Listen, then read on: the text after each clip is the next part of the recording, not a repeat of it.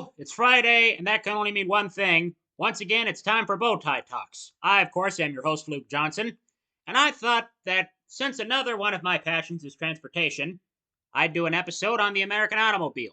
This would also give me a chance to clear up some myths and common misconceptions about the American automobile. However, before I can get started on that, I think the best way to begin would be a brief history on the automobile in general. Now, although there had been many steam-driven vehicles prior to this period, the first real gas car was invented in 1885 by a man named Carl Benz. Yes, of Mercedes-Benz. During that year, Otto Benz had the idea to put an internal combustion engine on the body of a tricycle. He would later patent his design in 1886. However, not much happened until 1888. While Otto Benz was a brilliant mechanic and inventor, he was not very ambitious and lacked good business sense. The old adage about there being a woman behind every great man was especially true in the case of the Benzes.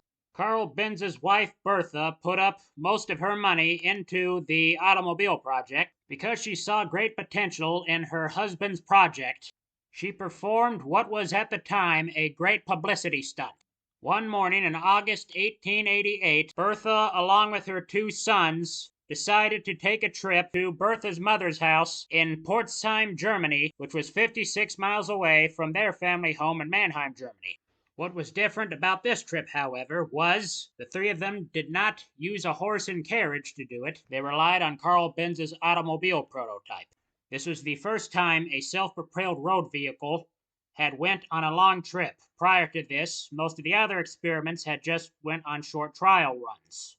Bertha Benz believed that this was a great way to get interest started in her husband's project, and she was correct. However, to say the trip was difficult would be an understatement.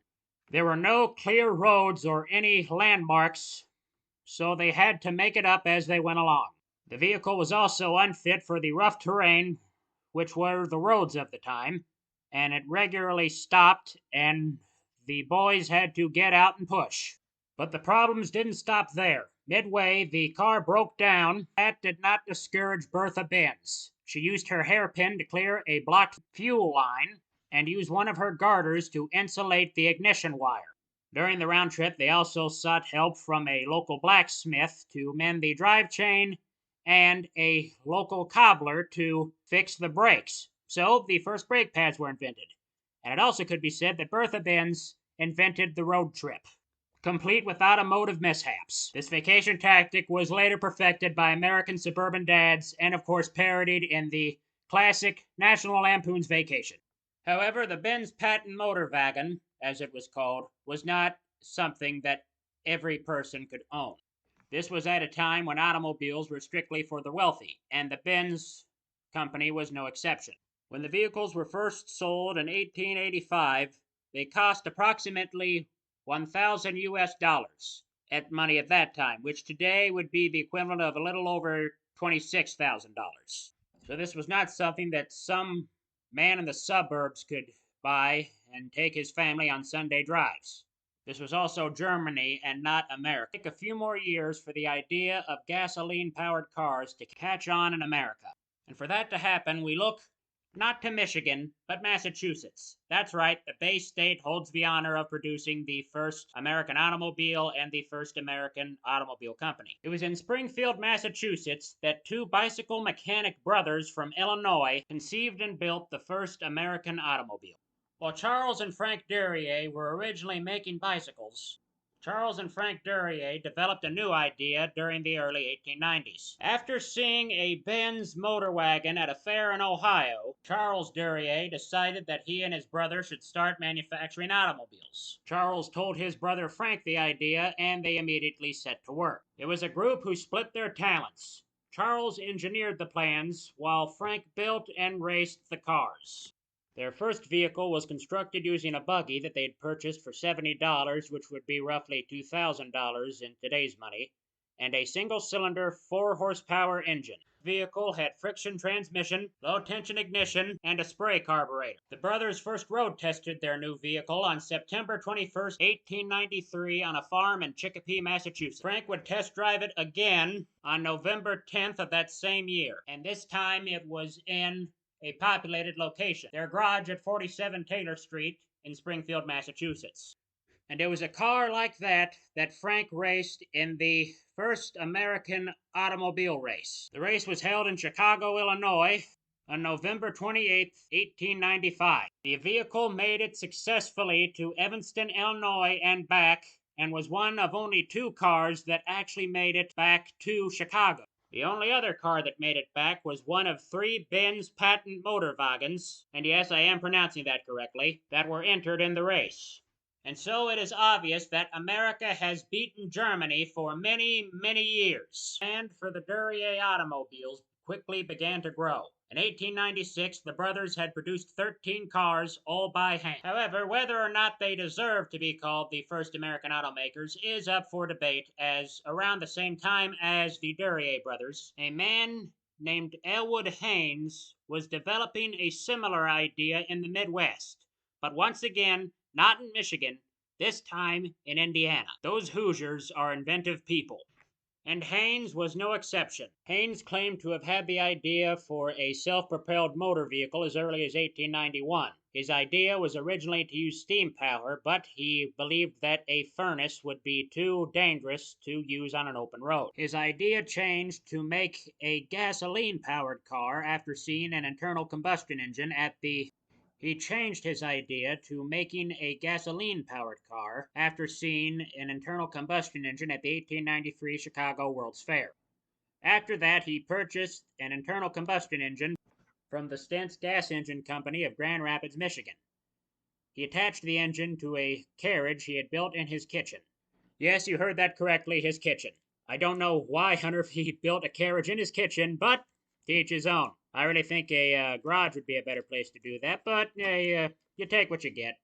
When he started the engine, he found that it vibrated too harshly for the harness he had made for his carriage. And before he could shut the engine off, he had found that it had done considerable damage to not only the carriage itself, but to the kitchen. He contacted his friend Elmer Apperson, who owned the Riverside Machine Works in Kokomo, Indiana, to use his facility as a workshop. Their hard work paid off because on July the 1st, 1894, Elwood Haynes's car set off on its first journey at 7 miles per hour. What set Elwood Haynes's car apart from many of his contemporaries was his use of steel, which provided a much smoother ride than many of the other early automobiles of the time. Crankshaft was steel, as was the wheel axles, as Haynes was a skilled metal worker. In fact, he went on to invent stainless steel.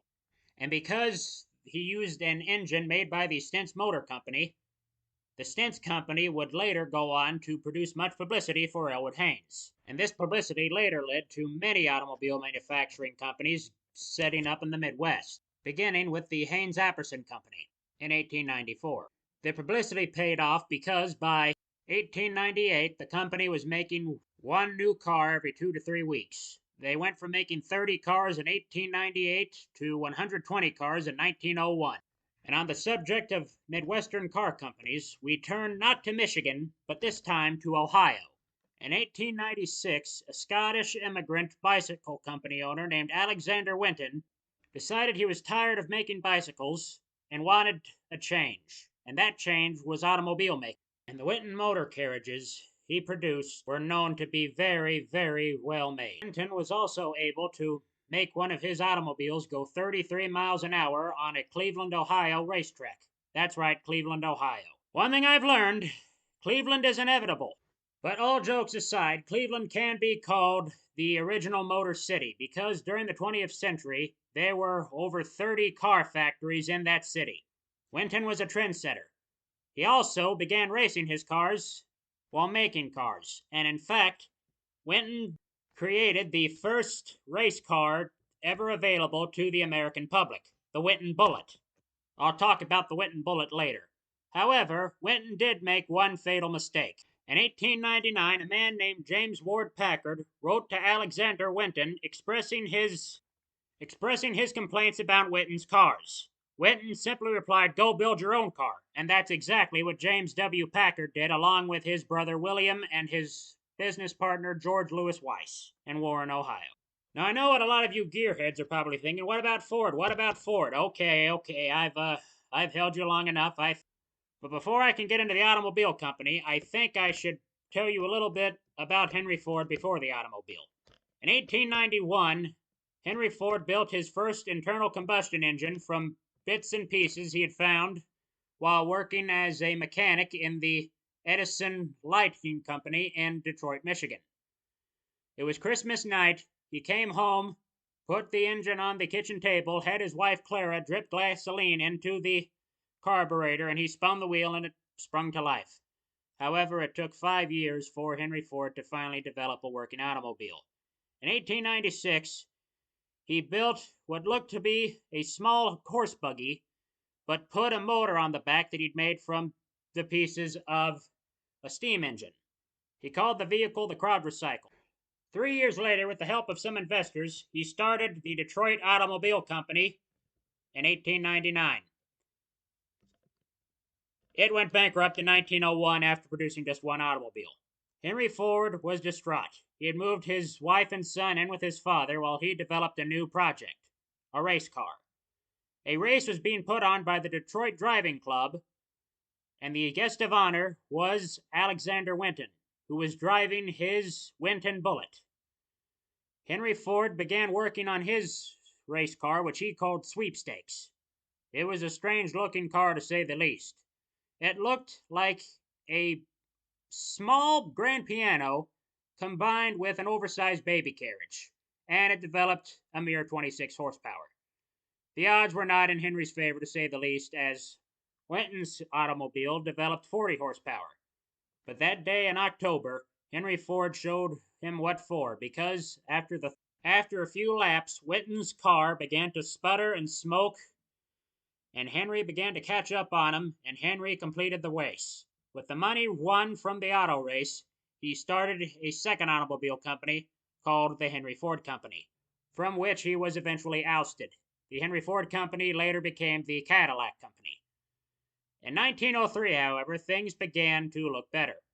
With money that he had earned from having someone race a car he built called the 999, he started the third company, the Ford Motor Company.